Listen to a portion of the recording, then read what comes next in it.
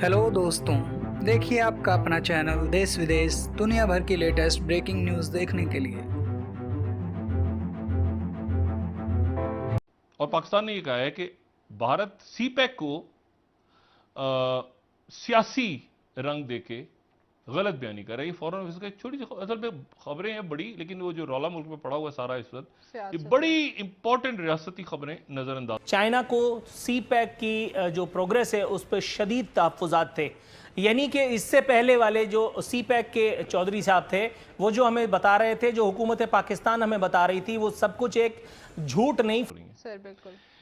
वो क्यों दिया है पाकिस्तान ने? क्योंकि इंडिया की तरफ से ये कहा गया है, इंडिया की तरफ से ये कहा गया है कि जो सीपैक मंसूबा है उसको चाइना, और इल्जाम लगाया गया है कि चाइना और पाकिस्तान जो है उसको अफगानिस्तान तक लेके हो रहा है। वहां पर ताशकंद के इजलास में इंडिया भी मौजूद था, तालिबान के साथ गुरी, तो वो थर्ड कंट्री कह, तो सीपैक पाकिस्तान चाइना के दरमियान सीपैक की एक्सटेंशन हो रही है।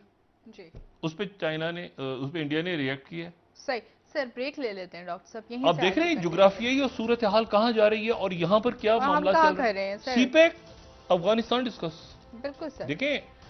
अच्छा, और एक ये पूरे खप में ना इंडिया, लेकिन सी पैक अपने मंतकी अंजाम को पहुंचेगा तो कैसे? क्योंकि तकरीबन महीने भर पहले ये खबर ज़ुबान ज़द-ए-आम थी, अखबारों में आ चुकी, वेब डेस्क इसको पब्लिश कर चुकी, इस पर प्रोग्राम हो चुके। मैंने उस वक्त इस पर बात नहीं की थी कि चाइना को सी पैक की जो प्रोग्रेस है उस पर शदीद तहफ़्फ़ुज़ात थे। यानी कि इससे पहले वाले जो सी पैक के चौधरी साहब थे वो जो हमें बता रहे थे, जो हुकूमत पाकिस्तान हमें बता रही थी, वो सब कुछ एक झूठ नहीं, फ्रॉड था। वज़ीर-ए-आज़म पाकिस्तान ने इस बात पर मोहर तस्दीक सब्त करते हुए एक बयान दागा था। मैं उस डिटेल में जाकर के मुंह का मजा आप डिप्लोमेसी में ना हर कोने में या तो लकड़बग्गा बैठा है या मगरमच्छ बैठा है, और सब सब टाई लगा के बैठे हैं अंग्रेजी बोलने वाले लकड़बग्गे और मगरमच्छ। ये खा जाएंगे बिलावल को। He is a very young, वो अच्छे इंसान हैं, दिल के साफ हैं, लेकिन डिप्लोमेसी खेल जो है ये बड़ा पेचीदा गेम है ये।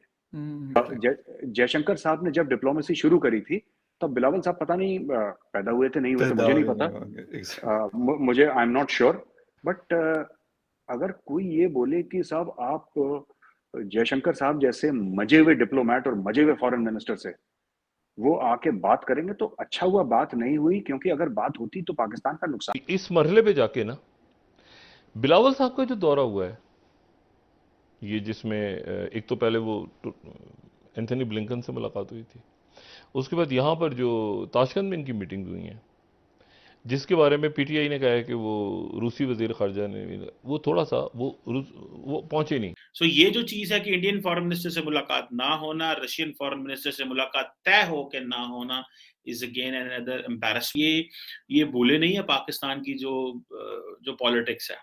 इंडिया को तो उनके ठीक है, इंडिया की तो इज्जत करते हैं, उनको पता है यार इसने नॉन अलाइंड था, ये वो सारा। पाकिस्तान का वो उनको पता है, ये दोनों साइड पे इनको जहां से डॉलर आते हैं उधर मुड़ जाते हैं। रशियन जयशंकर साहब ने जब डिप्लोमेसी शुरू करी थी तब बिलावल साहब पता नहीं पैदा हुए थे नहीं हुए थे, मुझे नहीं पता, मुझे I am not sure, but अगर कोई ये बोले कि साहब आप जयशंकर साहब जैसे मजे हुए डिप्लोमेट और मजे हुए फॉरेन मिनिस्टर से वो आके बात करेंगे तो अच्छा हुआ बात नहीं हुई, क्योंकि अगर बात होती तो पाकिस्तान का नुकसान। हम अपनी लड़ाई खुद लड़ेंगे, उस लड़ाई का नतीजा जो हो वो हमारी लड़ाई है, वो हम मैनेज करेंगे, वो इंडिया कभी नहीं मानेगा। इस मामले में इंडिया इज वेरी क्लियर है, और ना हम किसी के कहने पे लड़ेंगे, कोई हमें लड़वा सकता है। हमारा जब मन होगा, जब हमारा मफाद होगा, हम तब लड़ेंगे। किसी और के मफाद के लिए हम उसको अपनी राइट।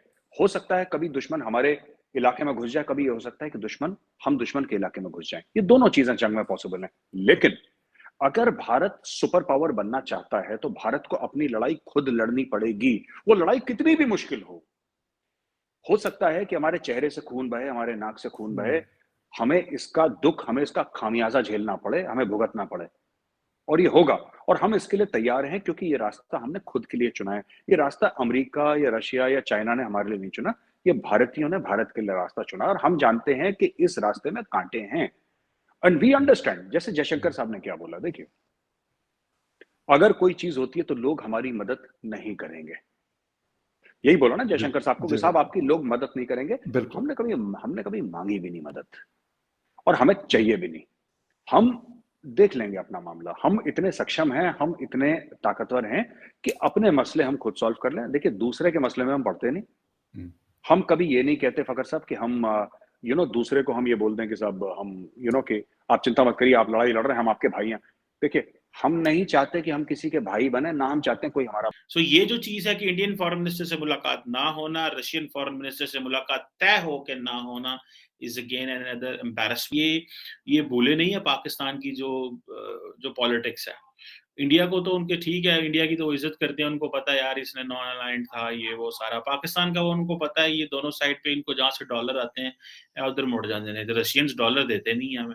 देखिए ना, इंडिया किस तरह रशिया से फायदा उठा रहा है कि इंडिया रशिया जो ताल्लुकात हैं उसको American foreign secretary Antony Blinken साहब अमेरिकी कांग्रेस में डिफेंड कर रहे हैं कि उनके बड़े पुराने ताल्लुकात हैं। और आज अगर इंडिया जो है वो रशिया के साइड ले रहा है या न्यूट्रल है, तो इसमें जो इम्पोर्टेंट चीज है वो ये है कि इंडिया एक बड़ा इंपॉर्टेंट प्लेयर है और माजी में भी हो रहा है। पाकिस्तान को तो कोई मुंह नहीं लगा रहा इस सेंस में। अब पाकिस्तान के अंदर जो रशियन कंट्रोवर्सी है वो बड़ी इंपॉर्टेंट है, यानी कि ये तो आप समझे हार्ट ऑफ कंट्रोवर्सी। जब इमरान खान साहब को नो कॉन्फिडेंस मोशन के जरिए रिमूव किया गया, तो इमरान खान साहब ने ये कहा जनाब कि मुझे तो रिमूव इसलिए किया जा रहा है क्योंकि मैंने रशिया का विजिट किया था और मैं तो रशिया गैस लेने गया था, मैं रशिया गंदम लेने गया था, इन्होंने मुझे वो गंदम नहीं लेने दी और अमेरिकन ने सारी गेम कर दी है। अगर भारत सुपर पावर बनना चाहता है तो भारत को अपनी लड़ाई खुद लड़नी पड़ेगी, वो लड़ाई कितनी भी मुश्किल हो सकता है कि हमारे चेहरे से खून बहे, हमारे नाक से खून बहे, हमें इसका दुख, हमें इसका खामियाजा झेलना पड़े, हमें भुगतना पड़े, और ये होगा। और हम इसके लिए तैयार हैं क्योंकि ये रास्ता हमने खुद के लिए चुना है। ये रास्ता अमेरिका या रशिया या चाइना ने हमारे लिए नहीं चुना, ये भारतीयों ने भारत के लिए रास्ता चुना। और हम जानते हैं कि इस रास्ते में कांटे हैं, एंड वी अंडरस्टैंड। जैसे जयशंकर साहब ने क्या बोला, देखिए, अगर कोई चीज होती है तो लोग हमारी मदद नहीं करेंगे। यही बोला ना जयशंकर साहब को कि साहब आपकी लोग मदद नहीं करेंगे। हमने कभी मांगी भी नहीं मदद, और हमें चाहिए भी नहीं। हम देख लेंगे अपना मामला। हम इतने सक्षम हैं, हम इतने ताकतवर हैं कि अपने मसले हम खुद सॉल्व कर लें। देखिए, दूसरे के मसले में हम पड़ते नहीं।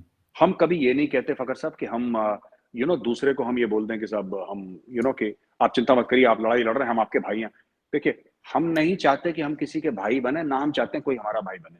जबरदस्त। आप अपने घर में रहें, हम अपने। इस मरहले पे जाके ना बिलावल साहब का जो दौरा हुआ है, ये जिसमें एक तो पहले वो एंथनी ब्लिंकन से मुलाकात हुई थी, उसके बाद यहाँ पर जो ताशकंद में इनकी मीटिंग हुई हैं, जिसके बारे में पीटीआई ने कहा है कि वो रूसी वजीर खारजा ने वो थोड़ा सा वो पहुंचे नहीं। अच्छा, उधर जो है वो एक और मुल्क आईएमएफ के पास चला गया।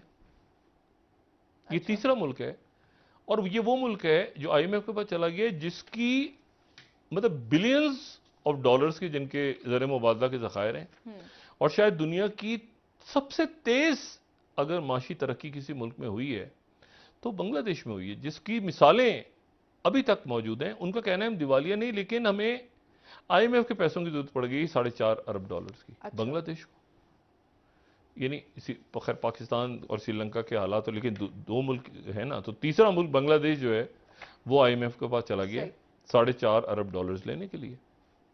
तो ये एक सूरत हाल ऐसी इमर्ज हो रही है पूरे रीजन में, और ये वो मुल्क हैं जो सारे के सारे इत्तेफाक से किसी ना किसी अंदाज में चाइना के बेल्ट एंड रोड इनिशिएटिव के साथ इंगेज थे, ये इंगेज हैं।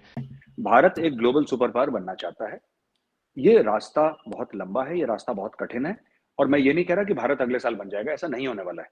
ओके। ये बहुत मुश्किल रास्ता है, लेकिन इसके लिए कुछ इम्तिहान देने पड़ते हैं। ओके। इसके लिए नंगे पैर आग पे चलना पड़ता है। और वो कैसी आग है, वो जलते हुए शोले कौन से, और जलता हुआ कोयला कौन सा है जिसके ऊपर आपको नंगे पैर चलना है? वो ये है कि जब आपके ऊपर विपदा आए, आपके ऊपर कष्ट आए, परेशानियां आए आपके ऊपर, तब आप ऐसे नहीं कि किसी के पास भाग के चले जाएं, बोले बॉस मेरी मदद करो, नहीं। फिर आपकी इज्जत